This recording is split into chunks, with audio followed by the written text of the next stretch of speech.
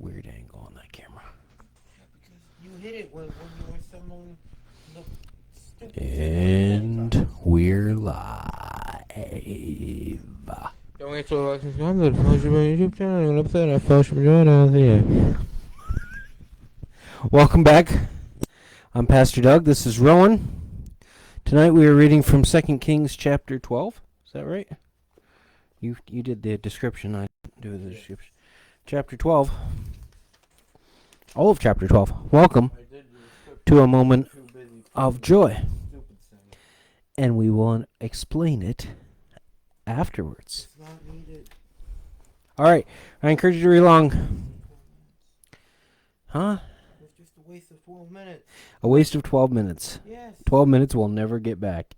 Assembling the barbecue. We could've had So tomorrow is kite day. And we're going to have a barbecue, and it's going to be exciting. But we'll talk more about it after we read. 2 Kings chapter 12. In the 7th year of Jehu, Joash became king, and reigned in Jerusalem 40 years. His mother's name was Zibiah. She was from Beersheba. Joash did what was right in the eyes of the Lord all the years of Jehoiada the priest instructed him. The high places, however, were not removed. The people continued to offer sacrifices and burn incense there. Joash said to the priests, "Collect all the money that is brought as sacred offerings to the temple of the Lord, the money collected in the census, the money received from the personal vows, the money brought voluntarily to the temple. Let every priest receive the money from one of the treasurers, then use it to repair whatever damage is found in the temple." But by the 23rd year of King Joash, the priests still had not repaired the temple. Therefore King Joash summoned Jehoiada the priest and the other priests and asked them, "Why aren't you repairing the damage done to the temple?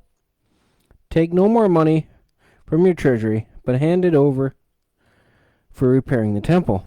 The priest agreed that they would not collect any more money from the people, and they would not repair the temple themselves. Jehoiada the priest took a chest and bored a hole in the lid.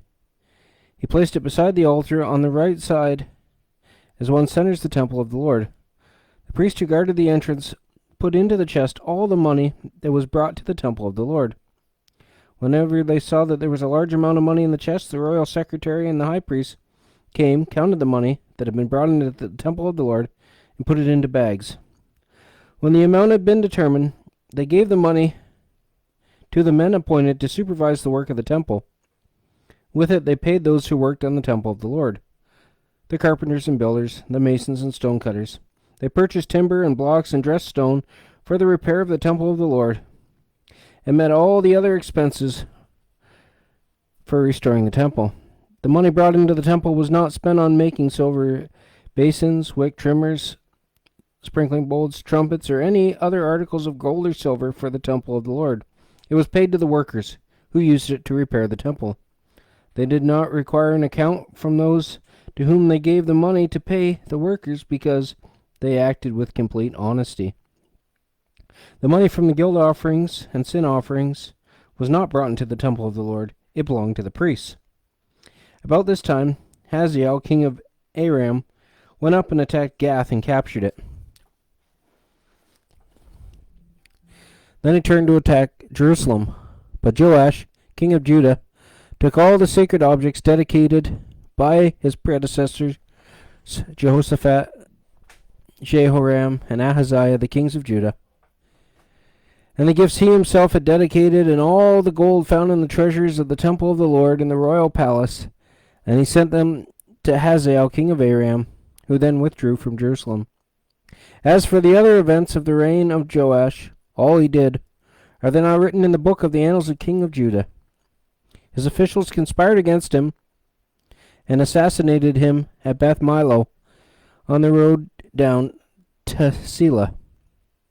The officials who murdered him were Jozabad, son of Shimeath, and Jehozabad, son of Shomer.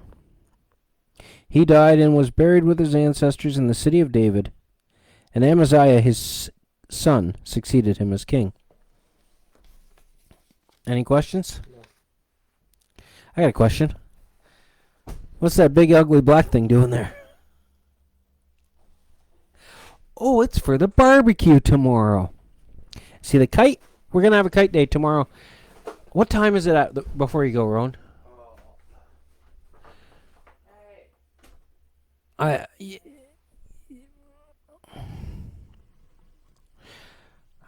want to say 10. I want to say 10 o'clock in the morning. So, it's over at the park, the Lions Park in St. Williams. 10 o'clock. That's what I thought. So, yeah, we'll see you there. And, yeah, come fly a kite with us. Okay, let's pray. Dear Lord Jesus, we thank you for all that you give us. We thank you for your word. We pray that we learn from it and we live by it. And we love and praise you, Lord. This we pray in Lord Jesus Christ's name. Amen.